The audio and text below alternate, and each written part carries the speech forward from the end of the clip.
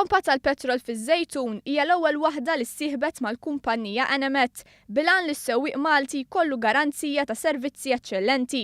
Il-pompa tal-petrol immexxija mill-kumpanija F. Busuttil għamlet l-investiment meħtieġ biex tagħli l-standards u s-servizz offrut.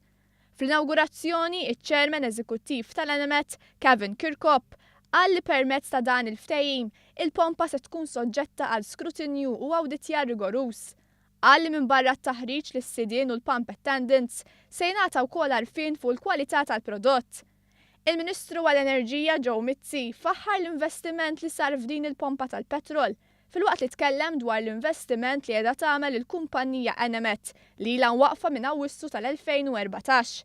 Kumpanija li f'sena tistima li tonfoq madwar 3 miljun euro f'titjib infrastrutturali.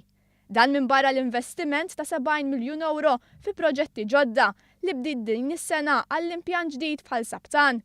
Investiment li se jara titjib fit-tankijiet kollha tal-ħażna tal-fuels li għandha taħt l-art u se jkun mammar bl-aħħar teknoloġija barra t-tankijiet il-ġodda fl-ajruport. L-Enemet investit ukoll aktar minn 600,000 euro f'laboratorju ġdid biex il-kumpanija tiżviluppa prodotti ġodda għas-suq Malti u anki tipprovdi prodotti aħjar.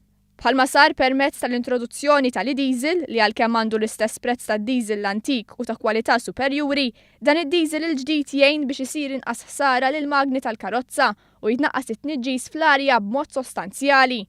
Il-Ministru għall-Enerġija Joe Mizzi tkellem dwar il-pjan ta' ħidma tal-Enemet, kumpanija li taħdem bi standards għoljin ħafna. Il-Ministru Joe Mizzi qal l-istrateġija tal-Enemet hija mibnija fuq 3 pilastri.